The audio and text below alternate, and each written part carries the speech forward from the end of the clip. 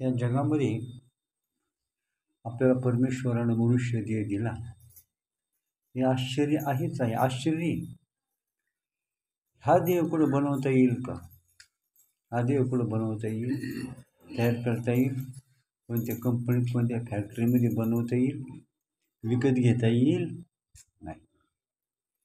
म्हणजे की परमेश्वरानं किती आघात शक्ती त्या परमात्म्याची आहे. एवढे मनुष्य प्राणी निर्माण केले, माणसं निर्माण केली, पण माणसामध्ये काही फरक आहे का? प्रत्येकाला 2 डोळे आहेत, 2 कान आहेत, 2 हात आहेत, 2 पाय आहेत, नाही का? डोळे आहेत. शरीरामध्ये त्याला अन्न पाहिजे, त्याला रक्त आहे, सगळ्या गोष्टी. काही फरक आहे का? काही फरक नाही. सगळ्यांचं नाकाचं जे ठिकाण आहे, डोळ्यांचं ठिकाण, सगळ्यांना दात आहेत.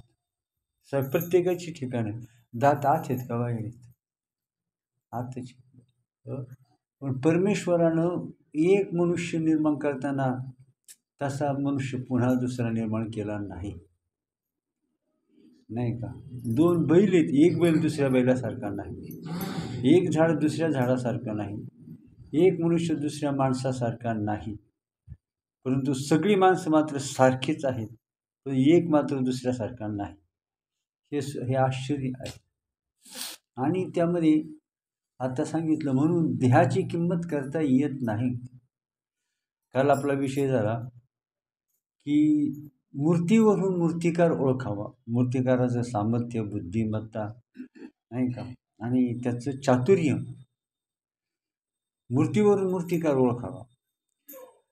त्यानंतर चित्रावरून चित्रकार ओळखावा कसा आहे, आणि त्याच्यावरून आपण अजून शिष्य आहे तर शिष्यावरून गुरुची ओळख व्हावी, नाही का? शिष्य जर एवढा आघात अफाट, तर गुरु कसा असावा? बरोबर आहे ना? मग तशाच प्रकारे की परमेश्वराने हे जे निर्माण केलेलं आहे, तर तो ह्या ज्या सृष्टीला परमेश्वरानं निर्माण केलं, खरी सृष्टी कोणी निर्माण केली? खरी सृष्टी खरं जर पाहिलं तर सृष्टी जग कोणी निर्माण केलं? कोणी केलं निर्माण? कोणी निर्माण केलं? तर हे मायाकृत आहे सगळं, परमेश्वरानं निर्माण केलेलं नाही. एक आपलं असं बोलण्याची रूढ आहे की परमेश्वरानं निर्माण केले, परंतु तेच म्हणतात सृजी पाळी संहारी, आईशी बोलती जे चराचरी, ते अज्ञानगा अवधारी पंडू कुमारा, नाही का?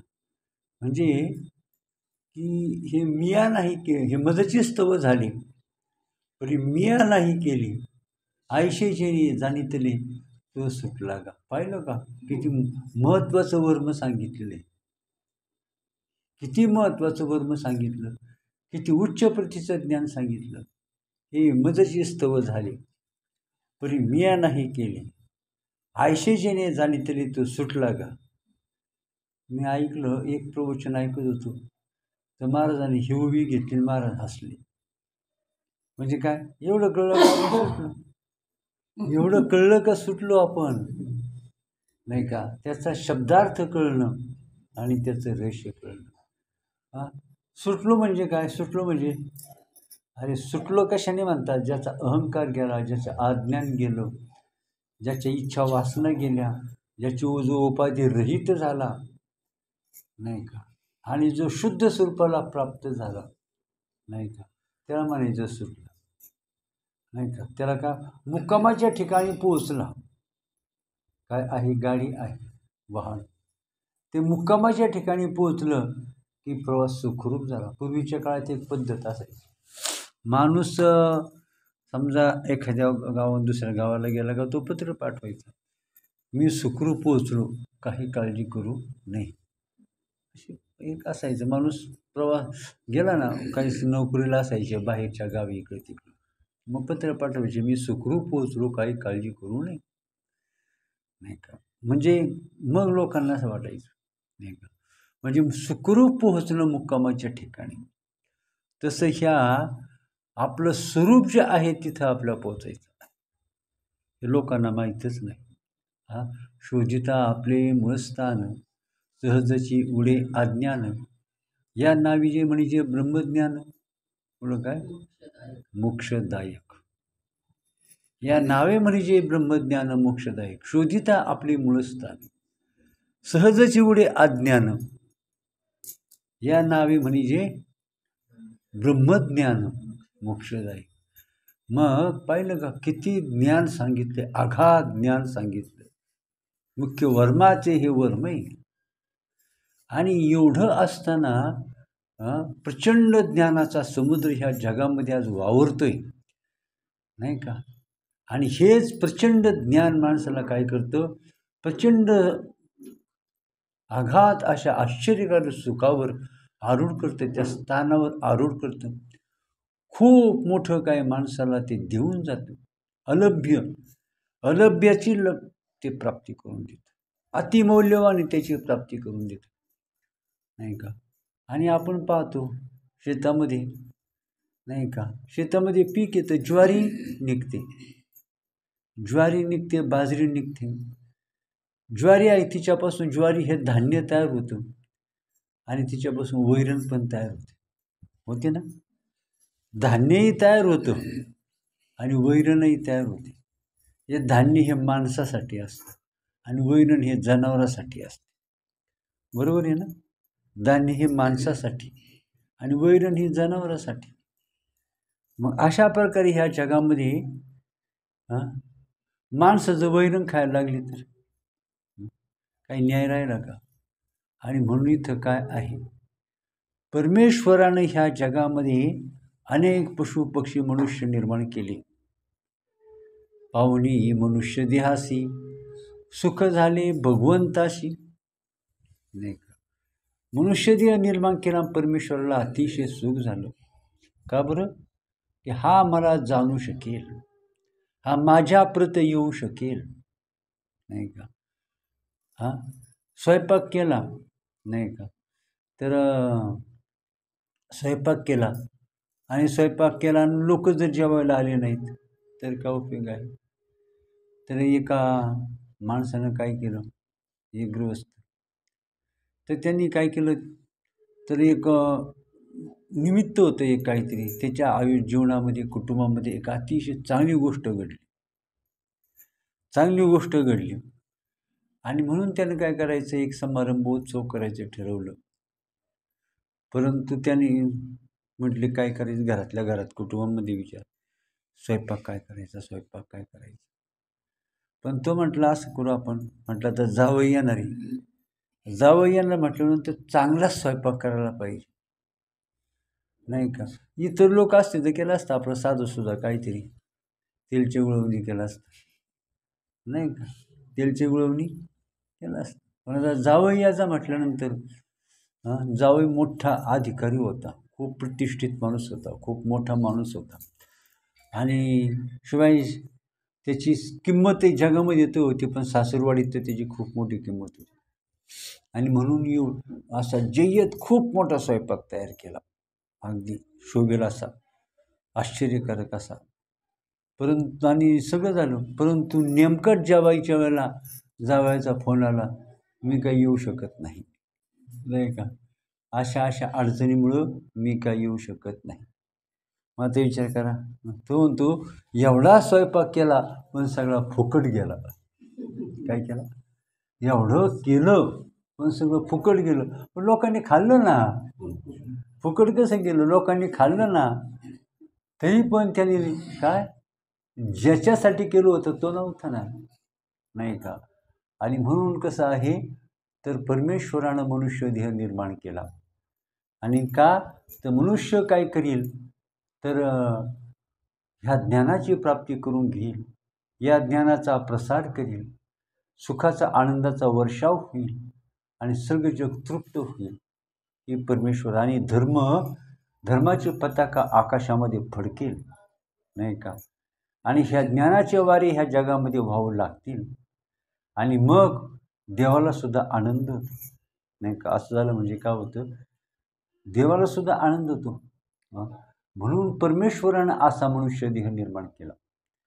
आणि आश्चर्य तुम्हाला सांगतो आता, आश्चर्य, मनुष्य देह तर निर्माण केला, परंतु मनुष्य देहामध्ये जी बुद्धी जी दिली, आत्तापर्यंत मला हे सांगायचं होतं, बुद्धी एक जबरदस्त शक्ती आहे माणसामध्ये. ही जबरदस्त शक्ती आहे. ही काय करते, सगळ्या ब्रह्मांडाला गवसणी घालते आणि अशक्य ते शक्य करून दाखवते. ही बुद्धी, ही बुद्धी त्रिभुवनाला काय करते, वळसा घालते. नाही त्या अत्यंत दुर्लभ गोष्टीचा शोध घेते आणि बुद्धिमान माणसाला थक्क करून टाकते. ही बुद्धी विलक्षण तृप्ती ही बुद्धी प्राप्त करून देते. परंतु ह्या बुद्धी, जशी बुद्धीचं किंमत आघात आहे, या बुद्धीची किंमत करता येणार नाही. ही बुद्धी कुठे दिसते, दिसते कुठं आहे, दिसते, कुणी पाहिली होय, बुद्धी कुणी पाहिली, ती कुठं असते नाही का. परंतु अशीच ही बुद्धी हाताला येते का, हाताला येते का, नाक हाताला येतं, हात हाताला येतो, पाय हाताला येतो, सगळं हाताला येतं नाही का. पण ही बुद्धी हाताला येते का, नाही. आणि म्हणून ही बुद्धीचे अफाट अमोल किंमत ह्या बुद्धीचे खुद्द ज्ञानेश्वर महाराज म्हणतात, बुद्धीचे वैभव अन्य नाही तुझी, एका केशवराचे सकळ सिद्धी. आपली बुद्धी मलिन झाली, आपली बुद्धी जड झाली. काय झाली, बुद्धी आपली काय म्हणतो आपण, फार मॅड बुद्धी झालेली आहे. आणि म्हणून त्या बुद्धीला आज त्या बुद्धीची ताकद संपली. आपल्या मूर्खपणानं काय झालं, मूर्खपणानं आपण बुद्धीची ताकद, बुद्धीला हीन करून टाकली, तिची ताकद नष्ट करून टाकली. आणि म्हणून आता जेवढी बुद्धी अमोल किमतीची, तेवढी बुद्धी काय करते, तिला जे प्राप्त करायचं ते त्याच्याहून काय, चंद्रावर जायचं.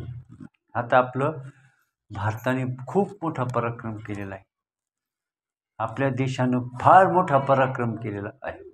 माहिती आहे का बाजरीत आहे काय पराक्रम नाही, आपल्याला काय माहिती. ही माणसाला काय ताई, आपल्या देशानं खूप मोठा पराक्रम केला काय, अरे बोल ना, काय केला सांगितलं. आपलं देश नाही काय जगात चालले काही माहीत नाही, तपास नाही, काय नाही. हम और हमारे दो, हम दो और हमारे दो और हमारी चूल नाही का, हमारी चूल हम दो हमारे दो. जग पेटले का विजले त्याचा तपास नाही, जगामध्ये काय चाललंय ते माहीत नाही, नाही नाही का. म्हणून कसं आहे, शत्रुघ्न गप्पा आपलं मत इथं असतं म्हटले. मग कोणी असो, कधी निवडणूक येवो, कोणती निवडणूक येवो, तिथं कोणी असो, पण आपलं मत इथं असतं नाही का. काय असो, तर ह्या बुद्धीचा विषय तितकाच अमोल किमतीचा आहे. आत्मज्ञान नाही का. अत्यंत बुद्धिमान समर्थ माणसाला मोठं काम दिलं जातं. काय दिलं जातं, त्याला मोठं काम दिलं जातं. कंपनीचा मॅनेजर कोणालाही करीत नाही. कंपनीचा मॅनेजर करायचा तर तो किती बुद्धिमान असतो, किती ज्ञानी असतो, किती अभ्यासू असतो, किती तज्ज्ञ असतो कंपनीचा मॅनेजर. उठसूट कोणालाही कंपनीचा मॅनेजर करण्यात येत नाही. जो अभ्यासू आहे, ज्ञानी आहे, समर्थ आहे, त्याला कंपनीचा मॅनेजर, त्याला सगळ्यात जास्त पगार त्याला असतो नाही का, सगळ्यात जास्त पगार त्याला. तसं या बुद्धीला अतिशय महत्त्वाचं टास्क म्हणजे काम असतं, ते म्हणजे ज्ञानाचा शोध घेणं नाही का. ज्ञानाचा आणि जगामध्ये सर्वश्रेष्ठ ज्ञान, आणि त्या सर्वश्रेष्ठ ज्ञान प्राप्त करणारी सर्व जबरदस्त साधन, आश्चर्यकारक साधन म्हणजे बुद्धी नाही का. हे असं असतं. आणि म्हणून आता असो एवढं सांगितलं. परंतु तर मग सांगितलं याच्यामध्ये काय विषय आला होता आपल्या. हां, तर आपल्याला काय करायचं आहे. हां, आपल्याला काय करायचं आहे पहा. मनुष्य देह इतक्यात क्षुद्र आणि किरकोळ कारणाकरता माणसं कधी वैरण खातात. जावई सासरवाडीला गेला आणि त्याला जावयाने त्या सासऱ्याने त्याला वैरण खायला टाकली आणि बैलाच्या दावणीला बांधून टाकलं, बस म्हणे इथं, आणि वैरण खायला टाकली. म्हणून थोडं वेळ एक घासाची पिंडी आणतो. जावई म्हणतो माझा सासरा एक नंबरचा सासरा गावात. काय करता असल्यानं नाही का.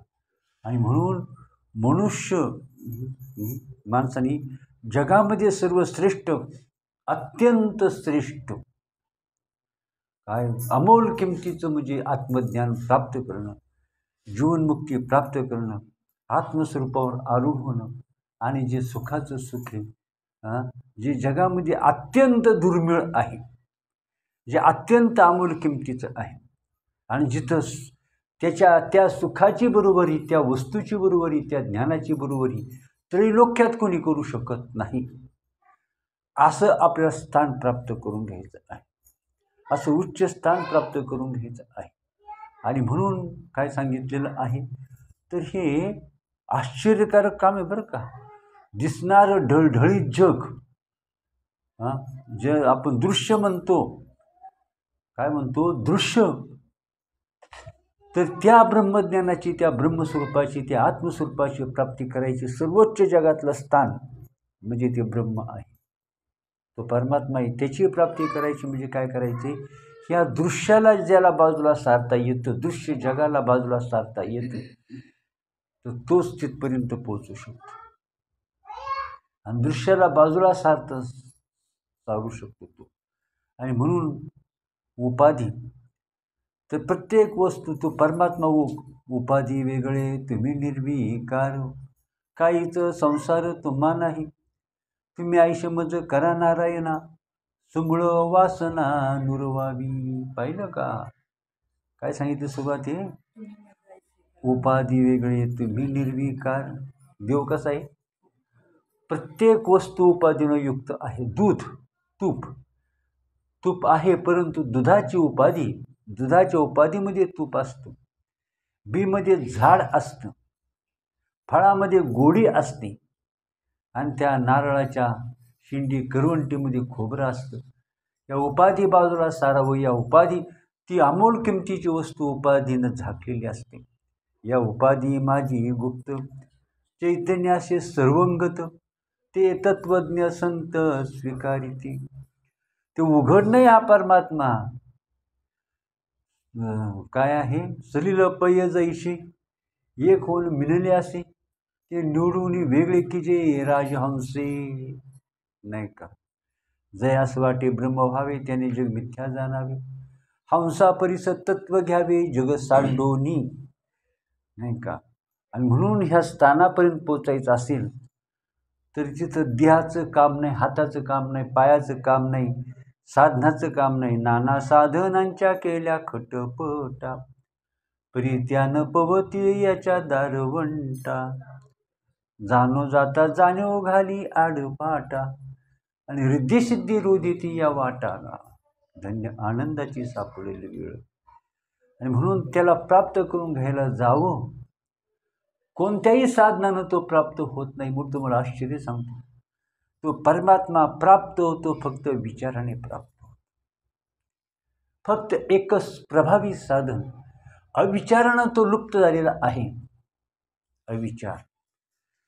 अविचारामुळं काय झालं, तर अज्ञानाचं जंगल माजलं, अज्ञानाचे काळे कुट्ट ढग आकाशात आली, आणि तो तेजस्वी ज्ञान भानू, नाही का, तो प्रकाशमान आत्मज्ञानाचा सूर्य हा झाकला गेला. आणि म्हणून याला विचाराशिवाय दुसरं साधनच नाही. विचार, आणि तो विचार आपल्याला मिळतो साधू संतांच्या जवळ, तो विचार मिळतो आपल्या सत्शास्त्रामध्ये, आणि त्याचं तपश्चर्या करावी लागते. तपश्चर्या म्हणजे काय? डोंगरात जायचं, हिमालयात जायचं, एका पाय उभं राहायचं, ते नव्हे, नाही का? ते नव्हे. निरखित निरखित गेली एवो, पाहे तव तन्मय झाली एवो. ही वृत्ती काय करते? वृत्ती मोठं काम करते, नाही का? आणि म्हणून काय करायचंय? सगळ्याला बाजूला सारायचे विचाराने, आणि म्हणून तो विचार प्रभावी करायचा. जसं तो लाकूड तोड्या काय करतो? कुऱ्हाड शेवटून घेतो आणि मग ती कुऱ्हाड काम करते, नाही का? महिला असतात, ह्या त्यांच्याजवळ काही विळे हे असतात, विळे चाकू सुरे असतात ना, त्या शेवटलेल्या असाव्या लागतात. तसं ही बुद्धीसुद्धा शेवटलेली असावी लागते. साधू संतांकडून ही बुद्धी शेवटून घ्यायची, बुद्धीला धार लावून घ्यायची, आणि मग ती बुद्धी काय करते? बुद्धीचे वैभव अन्य नाही तुझे, किंवा बुद्धीनिश्चय आत्मज्ञान ब्रह्मरूप भावी आपण. बुद्धीच्या निश्चयाशिवाय आत्मज्ञानाची प्राप्ती नाही. तुमच्या बुद्धीच्या निश्चयाशिवाय बुद्धी निश्चय आत्मज्ञान ब्रह्मरूप भावी आपण. ब्रह्मनिष्ठा राखी पूर्ण तत्पराईन अहर्निशी. कळलं का? काय कळलं? तत्परायण अहर्निशी, रात्रंदिवस जो परमार्थ करतो, ज्याला ध्यास लागलेला आहे, ज्याला छंद लागलेला आहे, ज्याला त्याची किंमत कळलेली आहे, आणि जो कोणत्याही मोहात अडकलेला नाही, जो विचार ज्याचा परिपक्व आणि अतिभक्कम विचार ज्याचा आहे, मग तो सांगितलं. काय प्रमाण सांगितलं आता? सुरुवात काय? बुद्धी निश्चय आत्मज्ञान ब्रह्मरूप भावी आपण. ब्रह्मनिष्ठा राखे पूर्ण तत्परायण अहर्निशी. रात्रंदिवस चिंतन करावं लागतं, नाही का? रात्रंदिवस चिंतन, येता जाता नाही, खेळता खेळता नाही, नाही का? म्हणून मी सांगतो, परमार्थ म्हणजे कोलेटाचा खेळ नाही. देवराज आले मंच की बैसले, भक्ताशी दिदले अभयदान. भक्त हो तुम्ही सकळ सुखी राहा, सुखी रात्रंदिवस माझे करारी चिंतन, यमाची बंधन नाही तुम्हा, नाही का?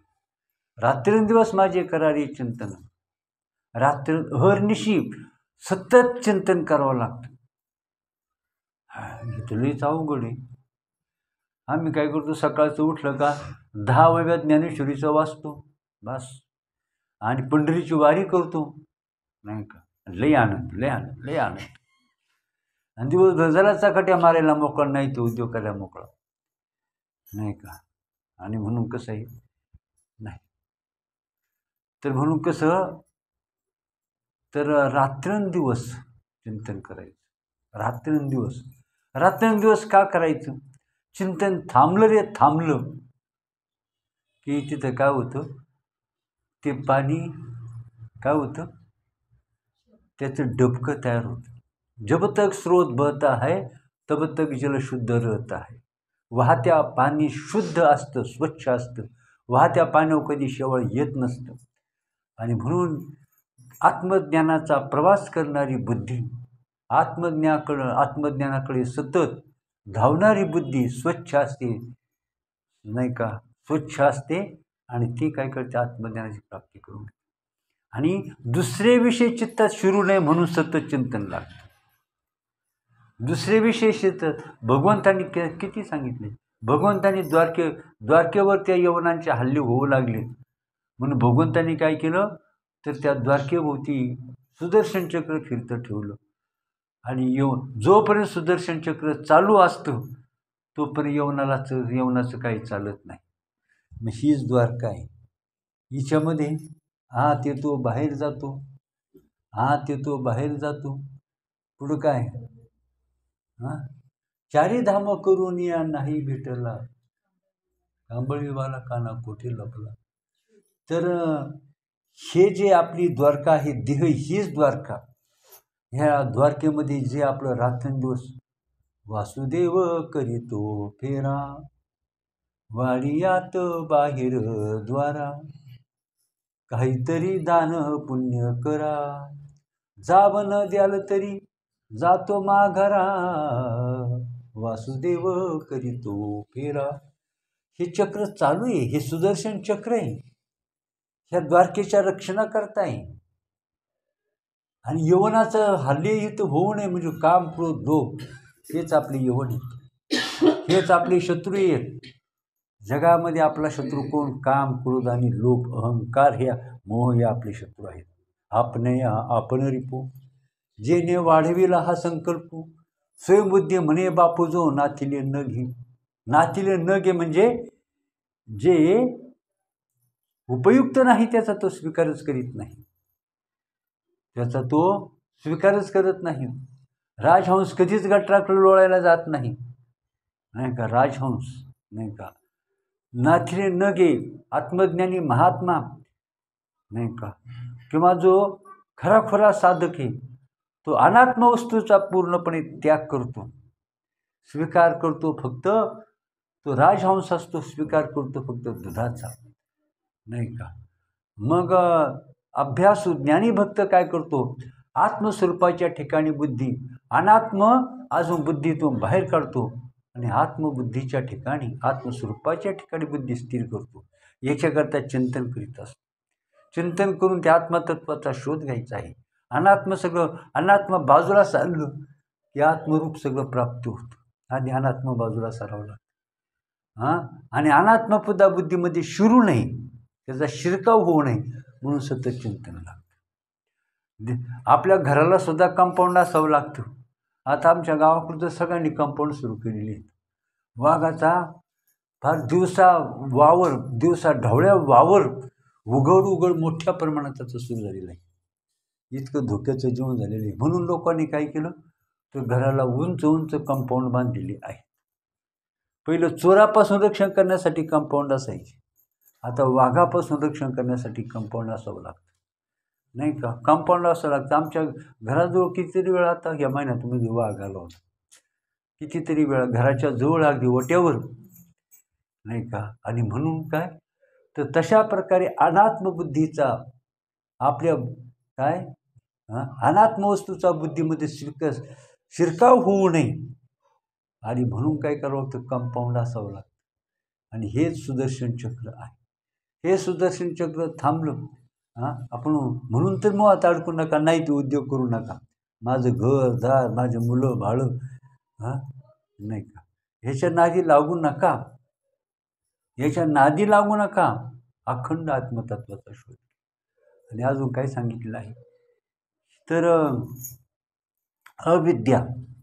अविद्या घालवल्याशिवाय विद्येची प्राप्ती नाही, विद्येच्या प्राप्तीशिवाय आत्मज्ञान नाही आणि आत्मज्ञानाशिवाय ब्रह्मरूपता नाही. लक्षामध्ये आलं. आणि म्हणून काय करायचं? अविद्या घालवल्याशिवाय नाही का तर ती विद्येने आज अविद्या घालवली, अविद्येचं काम झालं. आणि अविद्या म्हणजे अविद्या ही घालवायची आहे. आणि ज्याला माया म्हणतो आपण, माया आणि काय अविद्या ही घालवायची आहे. आणि तर ही माया काय करायची? पूर्णपणे घालवायची नाही का. आणि द्वैत पूर्णपणे घालवायचं आहे, दृश्य घालवायचं आहे. आणि द्वैत घालवल्याशिवाय अद्वैताची प्राप्ती नाही. अविद्येचा समूळ नाश झाल्याशिवाय त्या परब्रह्मस्वरूपाची प्राप्ती नाही. म्हणून अनात्म ज्याला द्वैत म्हणतो, द्वैताची झाडणी नाही का, द्वैताची झाडणी करायची आहे. द्वैत सगळं ही प्रकृती काय करायची आहे. जेव्हा आत्मज्ञान काय करतो, डोकं वर काढतं, तेव्हा प्रकृती कुठं नष्ट होते. जेव्हा प्रकृतीचा विस्तार होतो तेव्हा आत्मज्ञानाला वाव नसतो आणि आत्मज्ञान कुठंतरी बुडी मारतं मोठ्या दुःखाने शोकाने.